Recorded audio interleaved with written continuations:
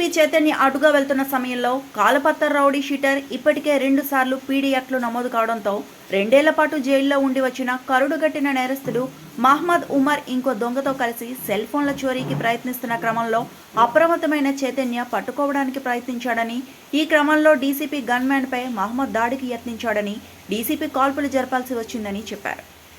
5 గంటలకు ఇక్కడ Chaderghat Victoria play ground దగ్గర మన డీసీపీ మన గన్మ్యాన్ వెళ్తుంటే సమయంలో ఒక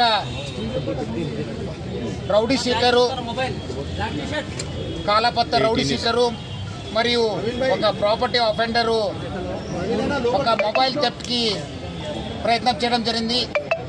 దాన్ని చూసి ఇమీడియట్గా మన డీసీపీ చైతన్య ఆయన గన్మ్యాన్ ఆయనను పట్టుకోవడానికి ప్రయత్నం చేయడం జరిగింది.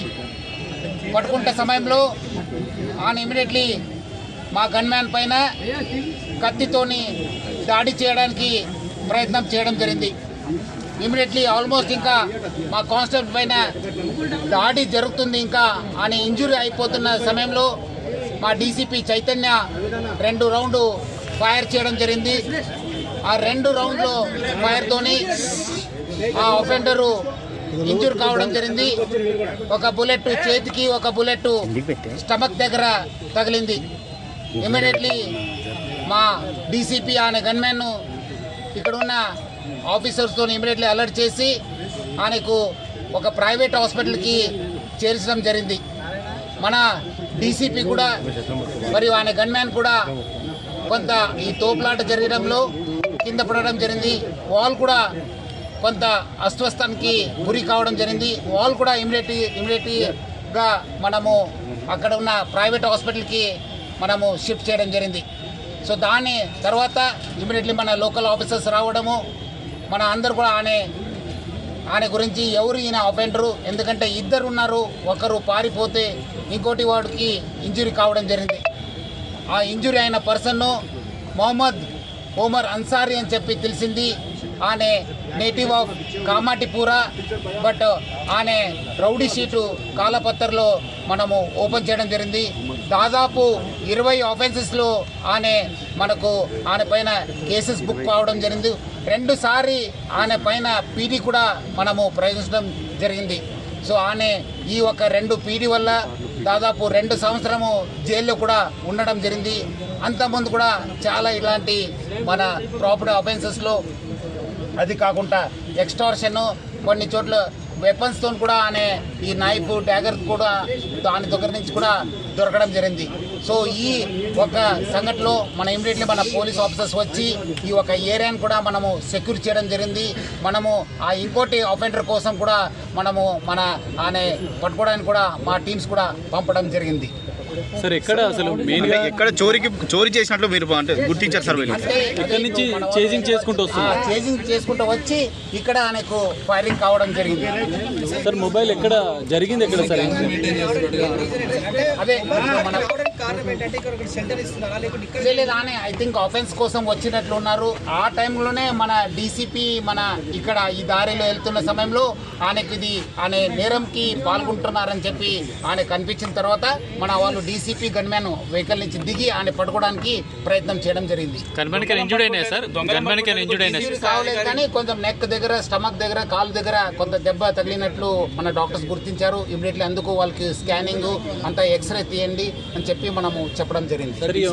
డీసీపీ గారు బాగానే ఉన్నారు, మన గన్మ్యాన్ కూడా బాగానే ఉన్నారు. సో మనము వాళ్ళిద్దరు కూడా, ఎందుకంటే లోపల కూడా ఇంజరీ అయి ఉంటామని చెప్పి డాక్టర్స్ కూడా అనుమానం చేశారు. అందుకు వాళ్ళకి మొత్తము స్కాన్ ప్లస్ వాళ్ళకి ఎక్స్రే తీయని చెప్పి చెప్పడం జరిగింది.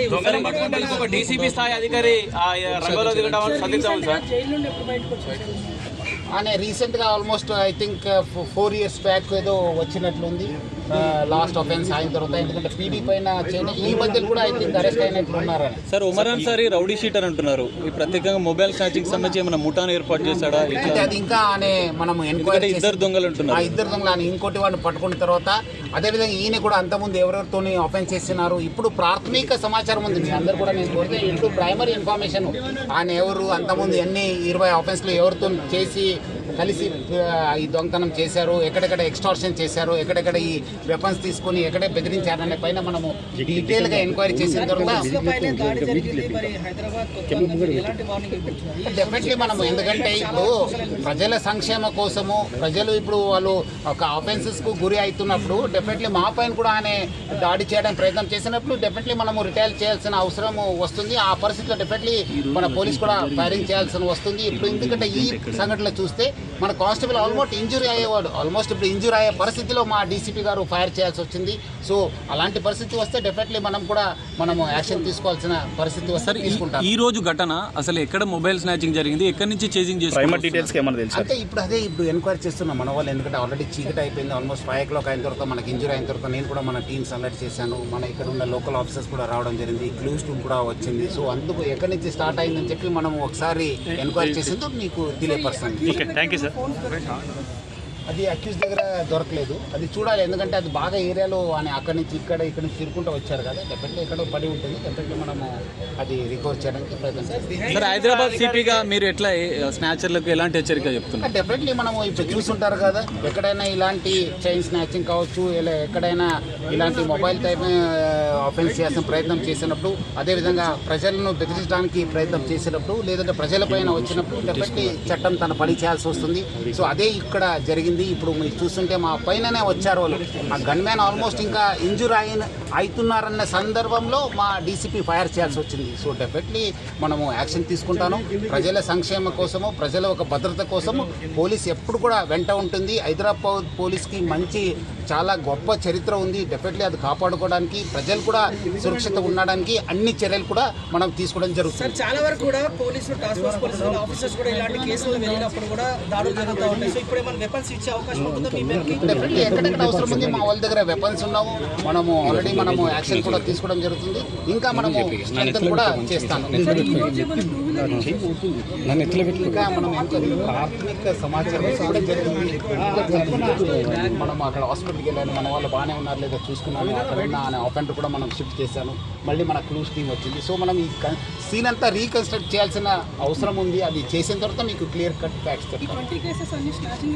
ఓన్లీ మొబైల్ ఛార్జింగ్ లేకపోతే ఇతర ఏమన్నా ఉన్న వెపన్స్ కేసు ఉంది, నైఫ్ ఉన్న కేసెస్ ఉన్నాం 2 సార్లు. అందుకు మనం ఇది కూడా పెట్టడం జరిగింది. ఓకే సార్, మరిన్ని అప్డేట్స్ కోసం మా ఛానల్ని సబ్స్క్రైబ్ చేయండి.